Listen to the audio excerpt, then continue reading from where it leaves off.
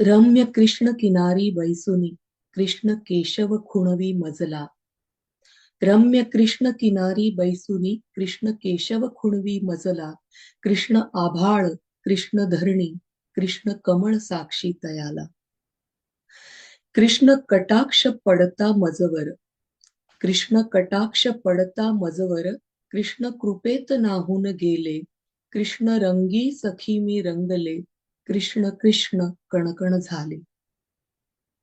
कृष्ण श्वास श्वासात मिसळला. कृष्ण श्वास श्वासात मिसळला. कृष्ण अंतरी हळुवार उतरला. कृष्ण कृष्ण नाद अनाहत कृष्णात एक रूप झाला. कृष्ण भाव कंठी दाटला. कृष्ण भाव कंठी दाटला. कृष्ण रोम रोमात फुलला. कृष्ण गात्रांवर मी गोंदला. कृष्ण डोळ्यातून ओघळला. त्या कृष्ण किनारी बैसुनी कृष्ण प्रेम आळविते राधा. कृष्णमयी सखी मी झाले. मज झाली कृष्ण बाधा. मज झाली कृष्ण बाधा. नमस्कार. ही माझी पहिली कविता होती. या कवितेमध्ये कृष्ण हा शब्द प्रत्येक ओळीमध्ये असावा अशी माझी इच्छा होती आणि प्रत्येक कडव्यामध्ये तो एका वेगळ्या अर्थाने घेतलाय. पहिल्या कडव्यामध्ये कृष्ण वर्ण म्हणून घेतलाय. कृष्ण शब्दाचा वापर हा कृष्ण वर्ण म्हणून आहे.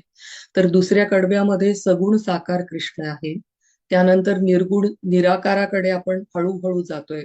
त्यामुळे ईश्वर रूपी कृष्ण, निर्गुण निराकार रूप कृष्ण. तर त्यामुळे हे धारणा, ध्यान आणि समाधी आणि समाधीमध्ये असतानाचे अष्टभाव असं सगळं सांगणारी ही कविता आहे. तर वरकरणी आपण बघितली तर ही एक माधुर्य प्रेम दाखवणारी कविता वाटते. पण यात थोडेसे अजून आत आपण त्याच्यात शिरलो तर ती थोडीशी ध्यान, धारणा, समाधी या वेगवेगळ्या स्थिती सांगत त्या समाधी स्थितीमधले भाव, अष्टभाव एक प्रकारे प्रगट करणारी आणि त्यानंतर अं कृष्णाच्या प्रती, राधेच्या प्रती माझं जे प्रेम आहे ते व्यक्त करणारी कविता आहे. तर मी परत एकदा ती वाचते. वर्ण म्हणून कृष्ण इथे आलाय. रम्य कृष्ण किनारी बैसुनी कृष्ण केशव खुणवी मजला. कृष्ण आभाळ कृष्ण धरणी कृष्ण कमळ साक्षी तयाला. कृष्ण कटाक्ष पडता मजवर कृष्ण कृपेत नाहून गेले. कृष्ण रंगी सखी मी रंगले. कृष्ण कृष्ण कणकण झाले. कृष्ण श्वास श्वासात मिसळला. कृष्ण अंतरी हळुवार उतरला. कृष्ण कृष्ण नाद अनाहत कृष्णात एकरूप झाला. कृष्ण भाव कंठी दाटला. हे अष्टसात्विक भाव आहेत. कृष्ण भाव कंठी दाटला. कृष्ण रोम रोमात फुलला. कृष्ण गात्रांवर मी गोंदला. कृष्ण डोळ्यातून ओघळला. त्या कृष्ण किनारी बैसुनी कृष्ण प्रेम आळविते राधा.